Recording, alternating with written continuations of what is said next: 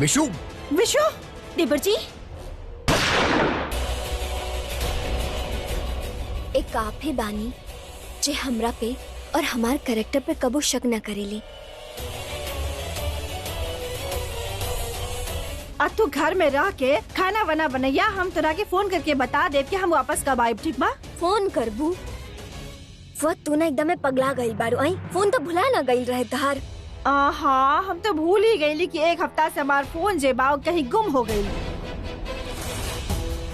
पिछला हफ्ता बड़ा अपशगुन भाई बाफुआ के साथे। अब पहले फोन भुला गई और ओकरा बाद घर के इज्जत। कोनो फिकर ना, देखा दुलरिया, हम देवर जी के फोन से कह देव। हाँ, अभी हम चलत बानी, बहुत देर हो गई बिया। और यार देखा देवर जी,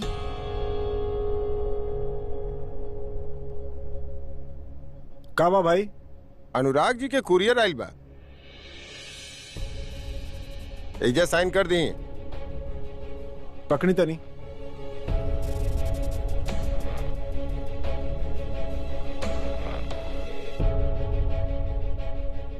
अनुराग जी चाचा। देखा भाई, का बा तोरा खातिर कोरियर आइल बा, कुछ गिफ्ट विफ्ट। कोरियर का बा काका हमरा खातिर? अरे का बा भाई? मिस्टर जी, के भेजले बा के कोरियर? वह तो हम भी सोचता नहीं, एमे कुछ नाम भी ना निकल बा और ई केवल गिफ्ट रैप बा। यहाँ हमके गिफ्ट के भेज सकेला। भैया खोल के देखी ना कि गिफ्ट में का बा।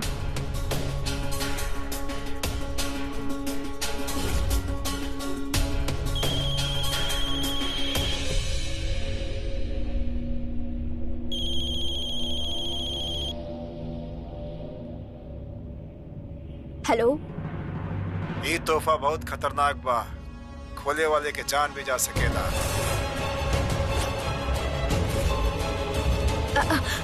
हेलो, के बोल रहल बा? हेलो हेलो, के बोल रहल बा?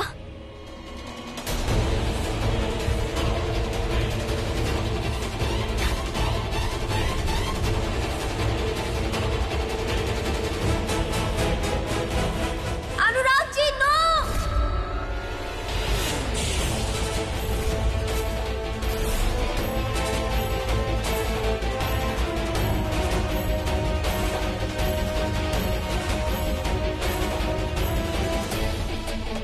अरे का बेशर्मी बा?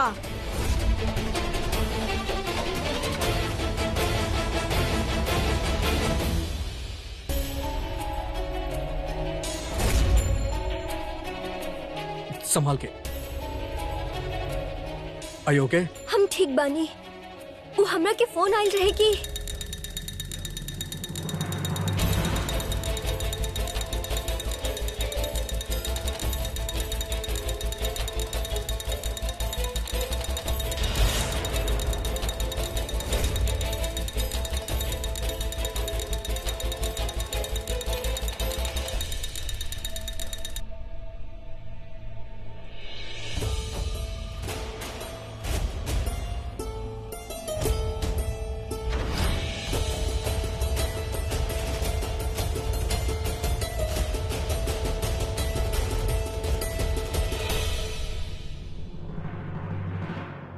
ई तो बस एगो खिलौना बा, लेकिन बॉम्ब भी हो सकत रहे। बम?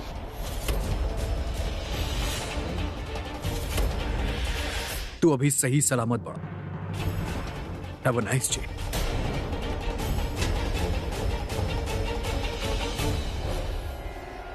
इधर दिखाई। ई कैसन मजाक बा? ई के हो सकेला? अरे वह लोगों को यानी कल गोली चले रहलन और आज ही।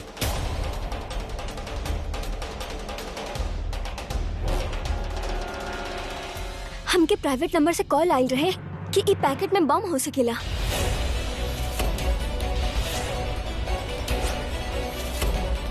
एकर मतलब बाकी उ जे केहू भी बाऊ हमनी के मारे ना, हमनी के डरावे चाहेला। लेकिन ऐसन केहू काहे करी? का आपके केहू पे शक बा? Vashishti, thank you so much. ई जानत भइल भी कि ओमे बॉम्ब हो सकेला, तू आपन जान के फिक्र करे बगैर हमार जान बचावे की कोशिश करू। I mean thank you so much. वैसे तो इंसानियत के नाते ही हमार फर्ज रहे, लेकिन आप हमरा खातिर बहुत स्पेशल बाड़ी।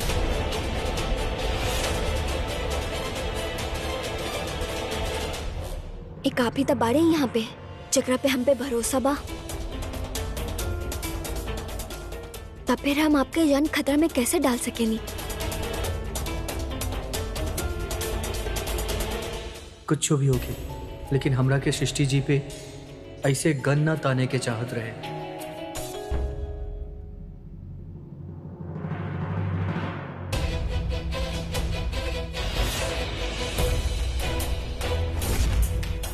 कहीं सबके पीछे कानून के देवी के हाथ तो नहीं खे।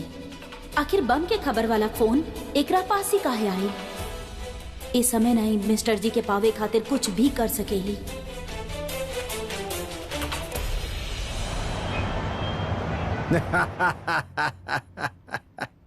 का गिफ्ट देले बड़ा तू, मजा आ गए। बस ऐसे ही विद्वान सिंह के फैमिली के झटका देत रहिया। हाँ, जौन दिल में आए तो अनु करा।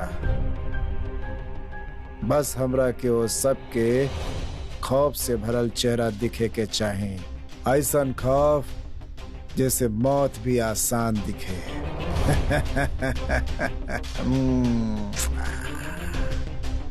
और हाँ, कोशिश करिए कि नेक्स्ट टाइम वीडियो शूट कर सका। बिल्कुल ठीक कहला तू। अभी तो ये खेल बहुत लंबा खेले के बाद। और कहल जाला ना कि मौत से ज्यादा भयानक मौत के खौफ हो खेला। तो बस विशु के मौत से पहले और सबके इतना भयानक कर दा कि उस सब लोग सांस लेते हुए भी डरे। इस सब के पता चले के चाहे कि हमरा सृष्टि के हमरा से अलग कही के का अंजाम हो खेला। ठीक बा।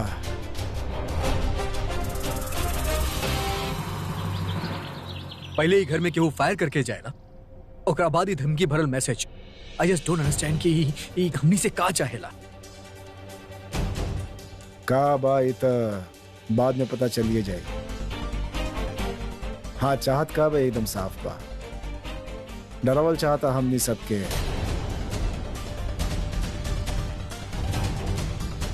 ताकि जब अपन डिमांड लेके सामने आया ना, तब हमने बिना विरोध के ओकर डिमांड मान ली। चाचा, आई थिंक आप सही कहा था। हमके भी यह लगा था।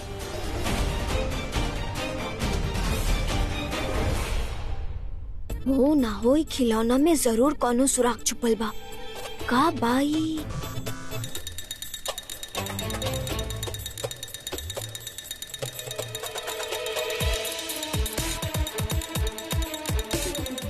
दुलरिया बंद करा एकरा के। हाँ, अफवाह हम बंद करे की कोशिश तो कर ही रहल बानी, लेकिन ये ना हो रहा। ई का चला के रख ले बाड़ू भाई, बंद करा एकरा के।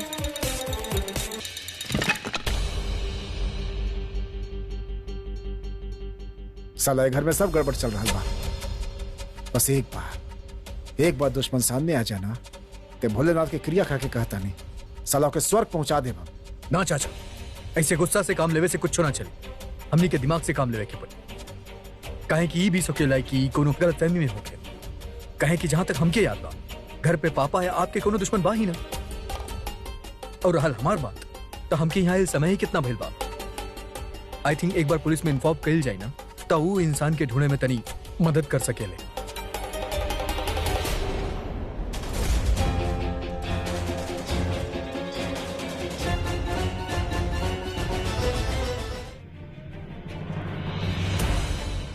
अरे मिस्टर जी, ये पुलिस के बूत आके काम नहीं खे। यहाँ पर कब के कौन बात के दुश्मनी निकाले कुछ कहना जा सकेला। ये बिहार बा, यहाँ पर दोस्त और दुश्मनी ओ में ना सिर्फ धागा के फर्क होकेला, बता रहल बानी आपके। सामने के सांप से ना आस्तीन के सांप ज्यादा भयंकर होखेला। समझ रहल बानी आप हमार बात? तू ही जोन तोहर फालतू के आइडियाज बना, एकरा प्लीज अपने पास रखा। ये रागिनी पुलिस इन्वेस्टिगेशन के तक खिलाफ काहे बाड़ी? कहीं सबके पीछे यही के हाथ ना बा, ताकि शेखर के फंसा सके। रागनी सही कह रहल बाड़ी। यहाँ दोस्त और दुश्मन में ज्यादा फर्क ना होखेला।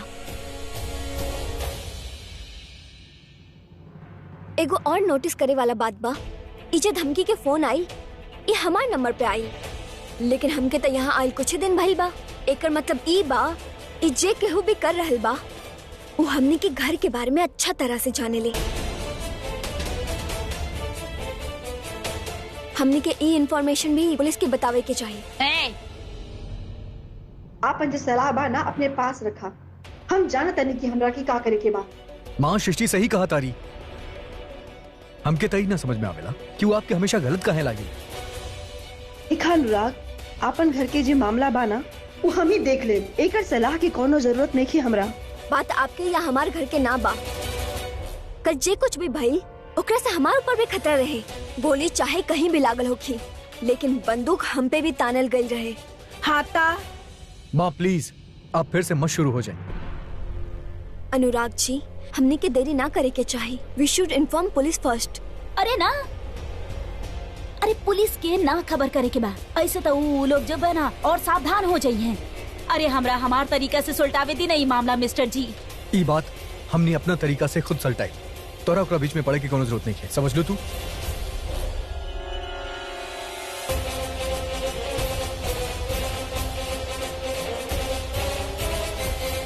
सृष्टि, हमें भी पुलिस में फोन करता नहीं और उनकी बात अपडेट करता नहीं।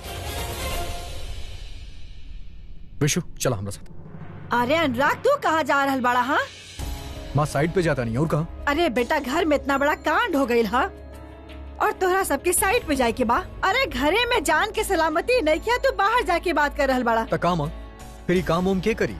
देखा हम कुछ ना जाने नहीं, बस तू दोनों ना घरे में रहा बस। अरे भाऊजी, अरे जाए दी नहीं दोनों के। अरे दुश्मन तो डरायल चाहता ना, अगर डर के बैठ गए नहीं तो ओकर हौसला बढ़ जाये, ओकरा खातिर तो आसान हो जाये ना। एग्जैक्टली जाए दी। अरे ना अनुराग बिटुआ, देखा तरह के जाए के बात जा, लेकिन विशु के हम ना जाए थे। वैसे भी हमेशा ओकरा साथ कुछ ना कुछ होखत ही रहेला ना, ऊ ना जाई। और हाँ, तू भी ध्यान से जाइहा, ठीक बा? जी दादी। दादी हमके ना कुछ ना हुई, प्लीज हमके जाए दी। विशु बेटा, तू घरे में रहा, तू कहीं मत जा, समझा बात के। देखा विशु, सिर्फ 1-2 दिन के बाद बा, एक बार ही मामला तनी ठंडा हो जाए फिर हम तोरा अपना साथे ऑफिस लेके चला, ठीक बा? अरे विशु,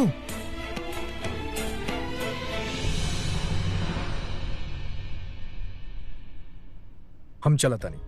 अब लेकिन देखा, हम शाम के शांति पाठ रखवाइले बानी, जल्दी समय पर आ जाइहा। जी दादी। बेटा संभाल के जइया। हाँ अम्मा जी, हमनियों के मंदिर चली। ठीक बा, जा और जल्दी आ जाइया। हाँ चली देवर जी।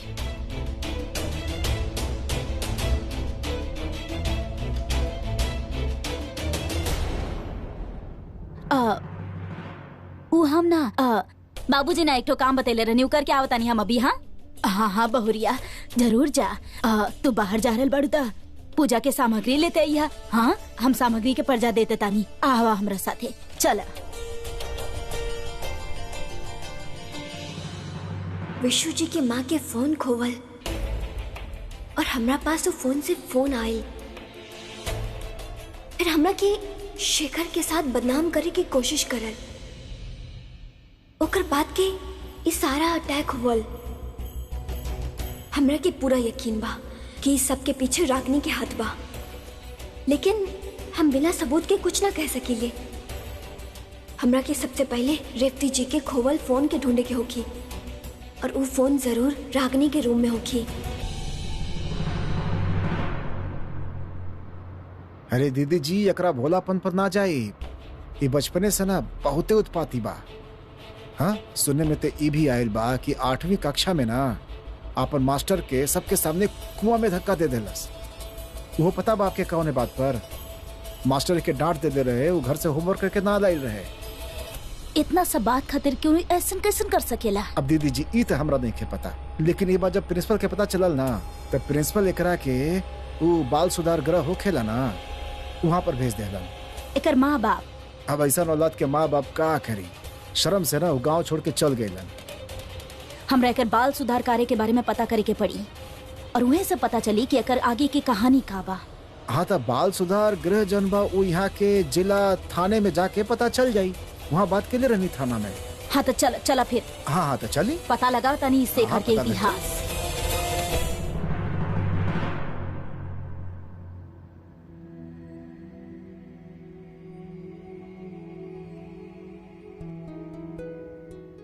तू आपन जान के फिक्र कैले बगैर हमार जान बचावे की कोशिश कैलू। Thank you so much.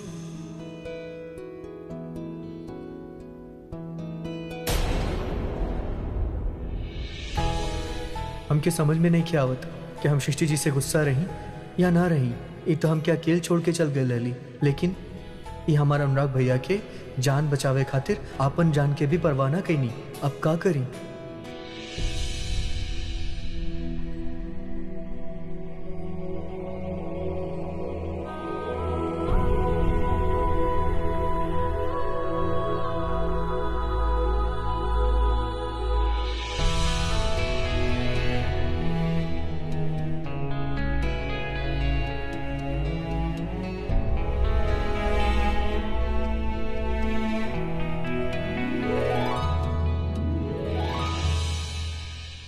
अरे लागत बाकी आज वकील बाबू कुछ ज्यादा ही व्यस्त बारे कोर्ट में, वही चलते तक तोहरा के विशु बाबू से काम चलावे के पड़ रहल बा। हाँ कि ना?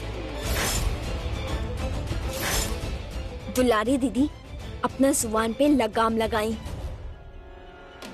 चुप रही आप। कहे आयल बनी आप यहाँ वापस? आप तो हमके छोड़ के चल गए लली ना। काहे आयल बनी आप यहाँ? विशु जी अब ठीक से बात करें, केहू भी अपन वाइफ से ऐसे वाइफ ना बानी आप हमार वाइफ, और कबो हो भी ना सकेली। बहुत बुरी बानी आप, बहुत। ला इनका तब प्रेम लीला शुरू हो गई।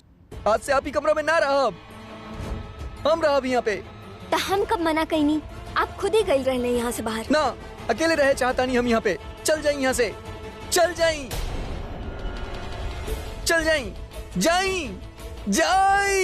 चल जाई आप यहाँ से। विशु जी आप हम ना रहे चाहता नहीं, हम आपके साथ ना रहे चाहता नहीं, समझ लिया आप? विशु जी अभी का कर रहे बाड़े?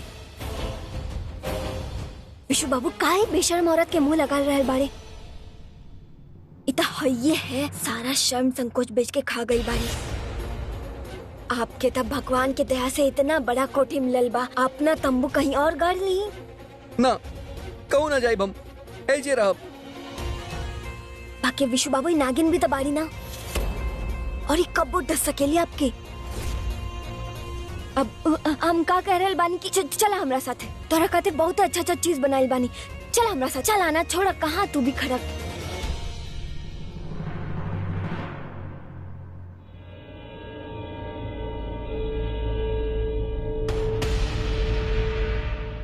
आप लोग आपके हिम्मत के दाद देवे के पड़ी समझी जी। इतना कुछ होला के बावजूद आप कोर्ट आई नहीं। हाँ बातें सही कहते नहीं भौजी, आप बड़ा हिम्मत के काम कर दे बड़न पुरुषोत्तम बाबू। आप लोग कोनो काम से आयल बने का? जी हाँ, बहुत जरूरी काम रहे, यह खातिर खुद दे आई नहीं। हाँ वो का बा समझी जी की हम चाहे नहीं कि हमार विसु के ओकर बीवी से तलाक दिलवा दी।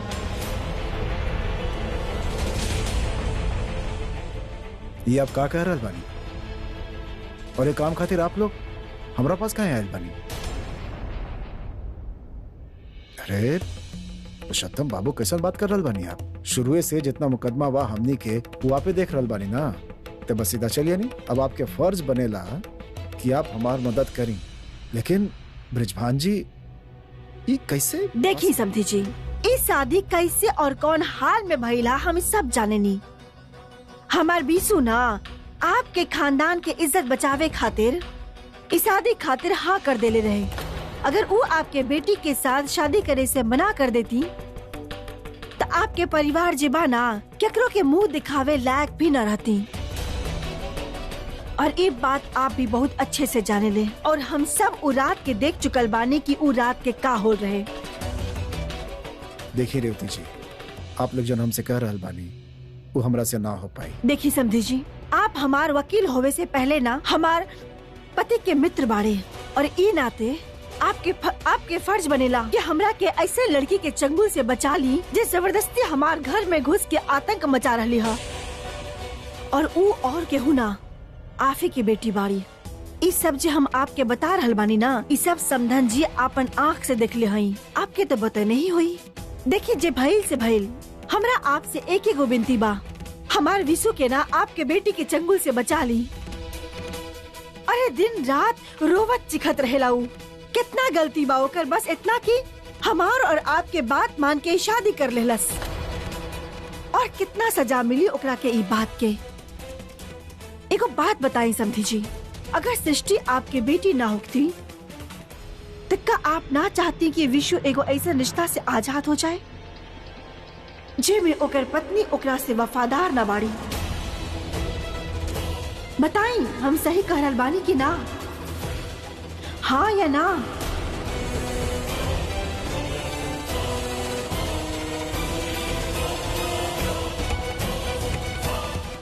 बताई, हम सही कह रहल बानी कि ना? हाँ या ना? हाँ। बस ये तय रहल बा कि आप जे बाड़े सृष्टि के खिलाफ ये मुकदमा लड़े हैं और हमार विशु के जेबा ये रिश्ता से आजाद करवई हैं। रेवती जी, ये निर्णय खातिर हमरा के एक दिन के समय चाहिए। ठीक बा, लेकिन हमार फैसला से राजी जरूर हो जाई हैं और सोच समझ के फैसला ली है। चलत बानी।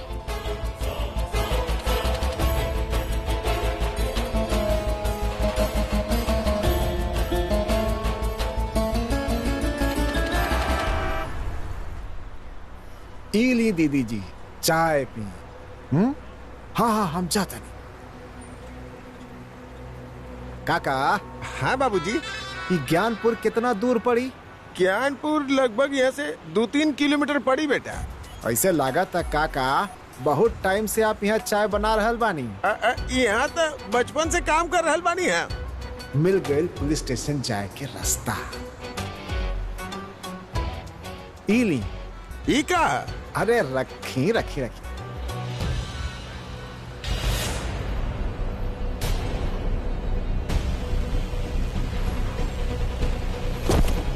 काका एगो बात बताई, ये ज्ञानपुर के एगो लड़का रहे। दीदी जी कहाँ भाई?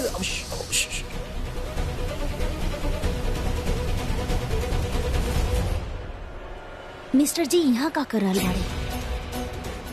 हमके का लगा था वो घर में जो गोली चल रहे ना, कहीं जीजे जीते ना चल ले बाड़ा। दिमाग में गोबर भर के रख ले बड़ा का। जस्ट जोकिंग दीदी, सॉरी। लेकिन साइड छोड़ के यहाँ का करे आयल बाड़े ई? अरे कहीं हमने के पीछा तो ना करत अड़न? हाँ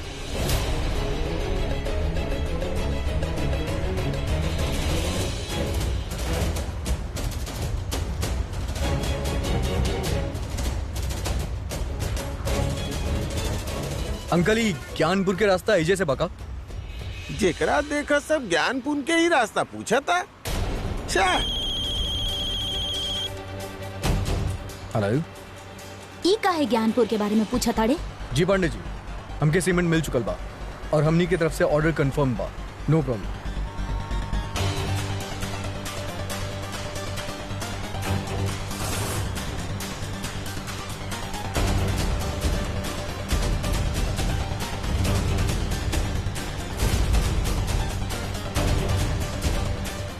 पीछे पीछे हो।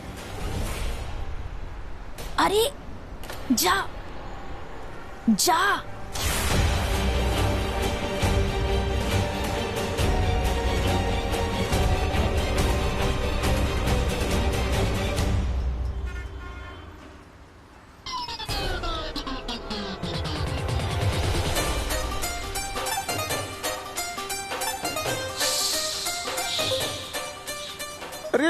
का कर रहल बानी आप लोग? अरे भाई साहब, ये ज्ञानपुर के रास्ता के हर से बा।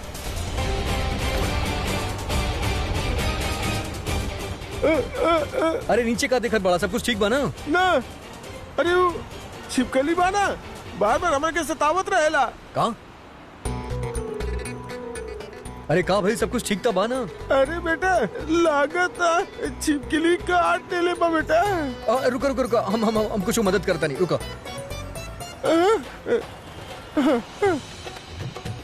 अरे ना ना भाई साहब, आप जाइए ना, तबे हमरा आराम मिली।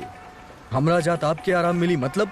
मतलब बेटा आप जाइए ना, लागत हमार पैजामा में छिपकली घुस गई बा। पैजामा उतार के एकरा झड़के के भी पड़ी ना बेटा। अच्छा ठीक बा, आप करी जोन कराता नहीं, करी। ज्ञानपुर के रास्ता तो बता दी।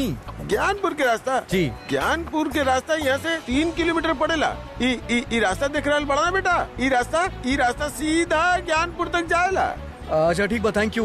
अब निकाल नहीं अपन जोन कुछ भी बा ओ अंदर। हाँ बिल्कुल निकाल ले, आप चिंता मत करी बेटा, आप जाए। ज्ञानपुर के बारे में काहे पूछा ताड़ी? ये भी कहीं वही तो नहीं जाता राम।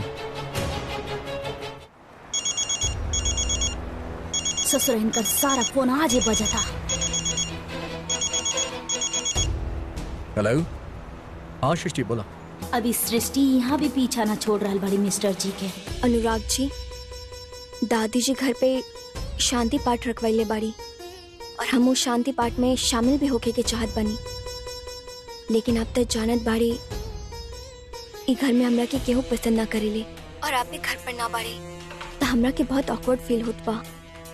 शिशी थोड़ा परेशान होगी कि बिल्कुल भी जरूरत नहीं है।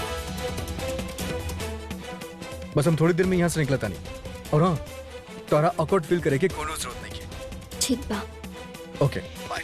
बाय।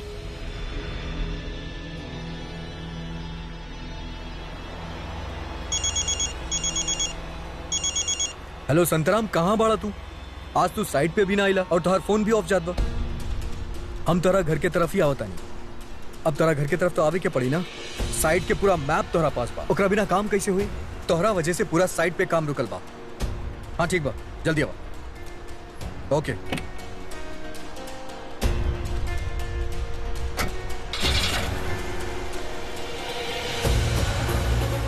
चला नारद, हमनी के सारा काम खत्म करे के बा और समय बहुते कम बा और घर में शांति पाठ बा, ओकरा से पहले हमनी के घर पहुंचे के बा। चल। हाँ चली दीदी चल।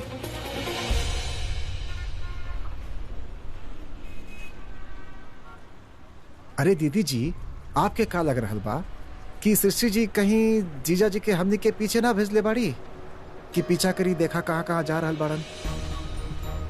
तू सही करल बड़ा नारद, इस समय न इस सृष्टि कुछ भी कर सकेली, न तब मिस्टर जी बिना कोनो इन्फॉर्मेशन के ज्ञानपुर के रास्ता काहे पूछले? हमके पिस्टन चाहिए, रेंज पिस्टन लेके आवे के बा और स्पार्क प्लग लगावे के बा।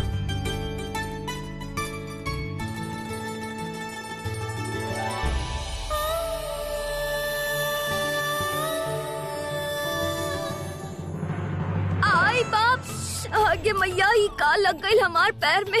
हमके पंडित जी पहले कहले रहे कि हमार शनिचर भारी बा। आई लोहा के कांटे का लग गई हमार गोड़ में, टिटनेस हो जाए। अस्पताल ले चला हमरा के, अब हम मर जाए। हमार गोड़ काटे के पड़ी। दीदी परेशान होके की कोनो जरूरत नहीं के। स्क्रू बना देखी बिल्कुल नया बा, एमे ना कोनो जंग नहीं के। एक खातिर टिटनेस के इंजेक्शन भी लगावे की कोनो जरूरत नहीं की, समझ ली आप? अब विशु बाबू हमके सब ना समझ में आ रहा है। बाबा की गाँव तो हो गई ना हमार गोड़ में। ड्रामा बंद करी, कुछ ना भइल बा, हल्का ही से गड़ल बा, जैसे सुई गड़ जाएला वैसे गड़ल बा। जाके ना वहाँ से दवाई ले लिया और ठीक हो जाई। अब तो विशु जी बहुत समझदार हो गई बाड़ी। चला अच्छा बा, अब तो है विशु बाबू बहुत समझदार हो गई बाड़े पहले से। अब हम बड़ हो गए बारी ना दुलारी दीदी। हाँ तब बा विशु बाबू, ओहे चलते तो दिन भर मिस्त्रियाओं में डूबल रहेले। आई वैसे का बना रहल बाड़े? अंबानी ना जनरेटर बनावे के कोशिश करता नहीं। वो का बना अनुराग भैया के साइड पे ना बहुते बिजली जाएला और का बना काम करे में बहुते तकलीफ होखेला, तो हम सोचता नहीं कि छोट से जनरेटर बना दे, उसे बना बहुते मदद मिल जाए।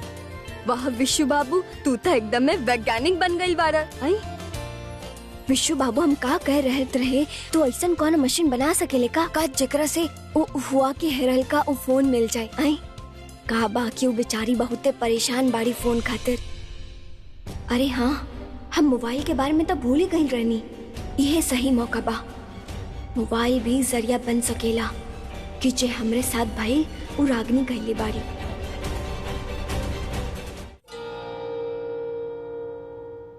दीदी जी प्रणाम। प्रणाम।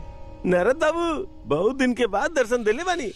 कहवा बानी आजकल? अरे आपके सामने खड़ा बानी और एकदम मस्त बानी। ऊ तो भाई बहुत दिन से जेल के शोभा नहीं की बढ़ोले ना, यही से बकेती चल रहा बा यहाँ पर। तमीज नहीं के बात करे के। वैसे भी हम दीदी जी ना दरोगा साहब से मिले आयल बानी। कहाँ बाड़े दरोगा बाबू? ऊ तो राउंड पे गइल बाड़े।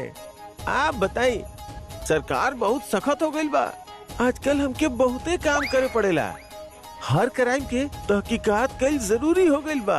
अच्छा, अब पुलिस वाला काम भी करे लगे ले। जी दीदी जी, काम तो हमनी के पहले भी करत रहनी, पर अपना मन के अब बेमान के करे पड़ जाला।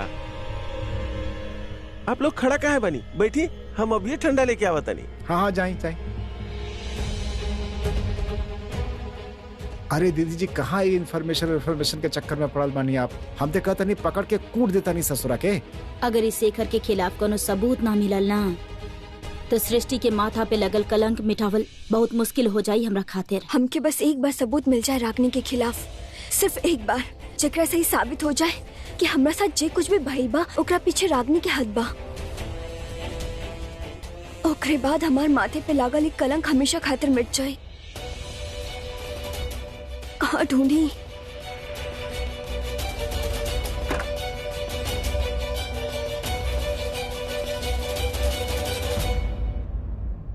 बैठी, बोली। दरोगा जी वो बात के लिए रहनी ना इन्फॉर्मेशन के। अच्छा, वो शेखर शर्मा के बारे में बात कर रहा जी, शेखर शर्मा के बारे में इन्फॉर्मेशन। सुमेर सिंह, शेखर शर्मा के फाइल लेके आइए जरा। जी सर।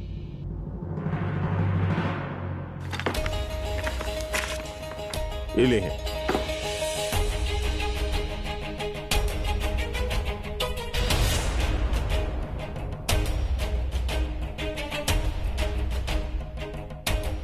अच्छा, तो शेखर शर्मा के आतंकी एक मर्डर के बाद भी ना रुकल बा? अरे बिल्कुल ना। सुधार गिरे से निकलला के बाद वो और ओकर परिवार गांव छोड़ के तो चल गए। जहाँ जहाँ गइल बड़े ना वहाँ स्कूल कॉलेज से कंप्लेन आवल चालू हो गइल बा। नारद के कहला के बाद हम ओकरे को कॉपी मंगवाले बानी। ये देखी, आप ये समझ ली कि जौन सुधार गिरी में वो रहत रहे वो लोग भी ओकरा खिलाफ FIR दर्ज करवाले रहे। जौना कॉलेज में पढ़त रहे ओकर प्रिंसिपल भी पता बका भेल रहे। वहाँ एगो लड़का छोटा सा बात ओकरा मार मार के अधमरा कर दिलस। बताई दरोगा जी हमके का एक फोटोकॉपी मिल सकेला? हाँ हाँ, काहे ना। सुमेर सिंह, एक फोटोकॉपी करा के इनकरा देता। जी साहब। दरोगा जी एकर घर के पता मिल सकेला हमरा के? अरे होगी ना, देखी ना जी, फाइलवा में होगी ना एड्रेसवा। नारद देखा तनी। दीदी ई रहल पता, एकरा नोट करा।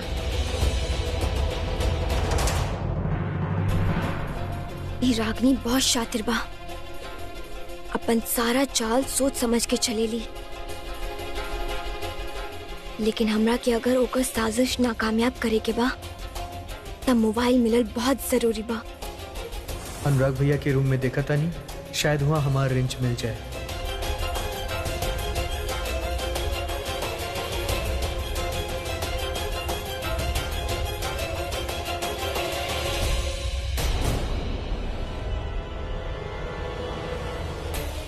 ये विशु जी यहाँ कैसे आ गए? ये सृष्टि जी रागिनी भाभी के कमरा में का करत है?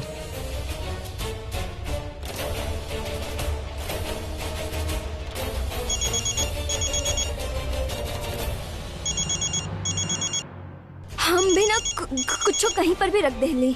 ई फोन यहाँ पड़ल रहे और हमरा के लागल हम घर में ढूंढत रही।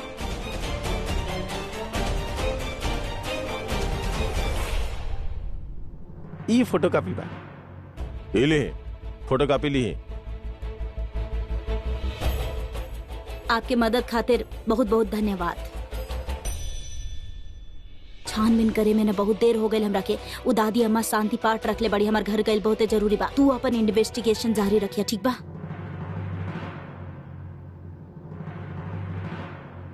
हाँ हाँ शेखर, सृष्टि सृष्टि कहाँ बाड़ू तू यार?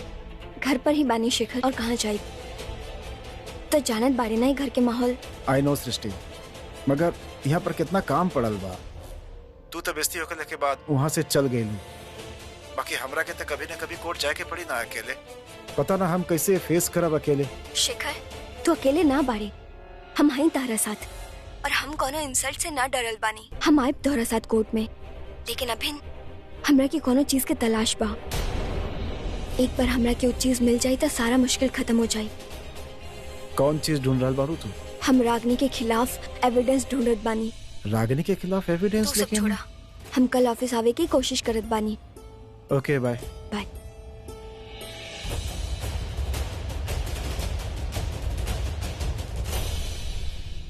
सब कुछ हमरा प्लान के हिसाब से ही हो रहा बा। बस एक बार हमारे सृष्टि के वो घर से निकाल देवन, और जब वो घर से बाहर होखी तो होखी धमाका, ब्रूम। मतलब ही बात बम फोड़े के होकी।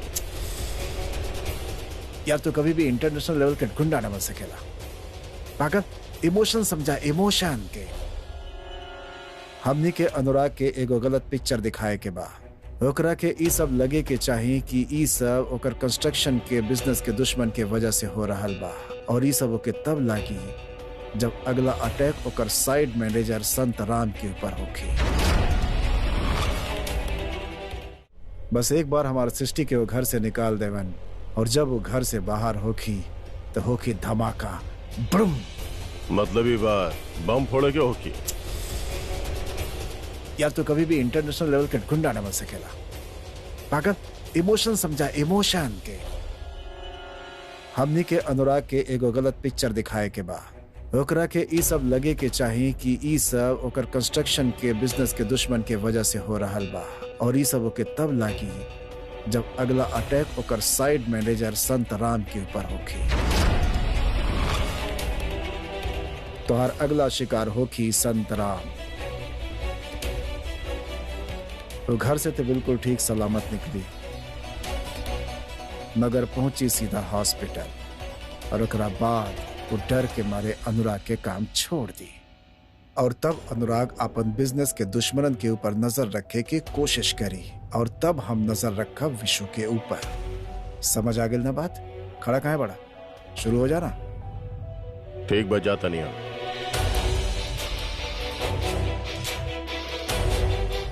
या शेखर, तू दिन प्रतिदिन स्मार्ट होकर जा रहा बड़ा। कहीं सृष्टि के तो असर नहीं खे? ई रागिनी बहुरिया भी कहाँ रह गई? हम ओकरा पूजा के सामान लावे के कहले रहनी, अभी तक ना आयल बाड़ी। और ई का? अरे तू तीनों काहे गांधी की बंदर बनल बैठल बड़ा? हाँ चला उठा दिव्या, जल्दी से रागिनी बहुरिया के फोन लगावा, पूछा कहाँ रह गई। जी दादी।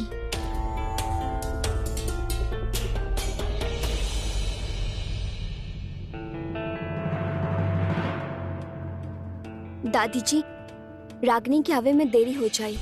वो अपन बाबूजी के काम से कहीं बाहर गई बिया, और आपके तब पता ही बा कि रागनी के बाबूजी के काम आसान ना होखेला, और रागनी बिना काम कई वापस ना आई। ता हम आपके पूजा में मदद कर दी। पूजा के सारा तैयारी घर से ही हो जाई।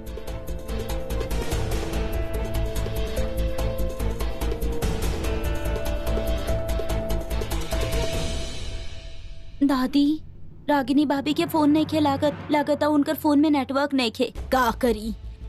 15 मिनट में पूजा के मुहूर्त शुरू हो जाई, और अभी तक कुछ तैयारी भी शुरू ना भइल बा। कैसे होई सब कुछ? अब चलब हम अपन चाल।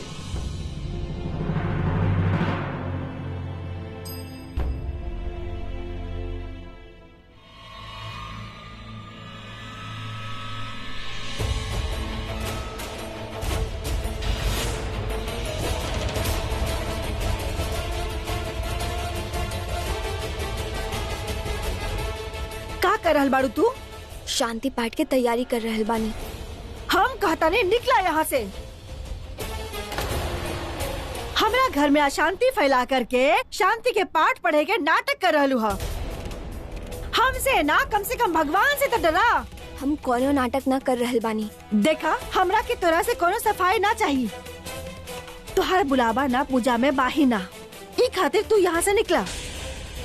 बड़ी आयल शांति पाठ वाली। अम्मा जी, आप पूजा में एकरा से मदद मांगले रहनी तो के ना, जब पूजा में शामिल ही ना किया गई तो काहे ये सब तैयारी कर रहल बाड़ू? हाँ, मुहूर्त निकलल जात रहे तो हम सोचने की तैयारी करवा दी। हमके ना तुहार कोनो भी तैयारी की जरूरत ना बा। बड़की का कर रहल बाड़ू ई सब? अम्मा जी, ये सब दोबारा हो जाई, लेकिन एकर छुअल चीज ना पूजा में फली ना। जाना ताड़ू ना, पूजा के सामान तरफ फेकल कितना बड़ा अपशगुन होकेला, और अब तैयारी के समय भी नहीं खे। मुहूर्त के समय हो गइल बा।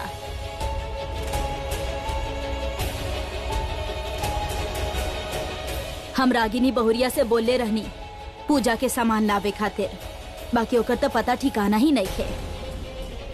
जब सृष्टि बहुरिया के पता चलल तो ऊ खुद ही पूजा के सारा तैयारी कर देली। सेफ और मात, हम इनकर भला खातिर परेशान बानी और ये हमारी दुनिया में आग लगा रहल बाड़ी।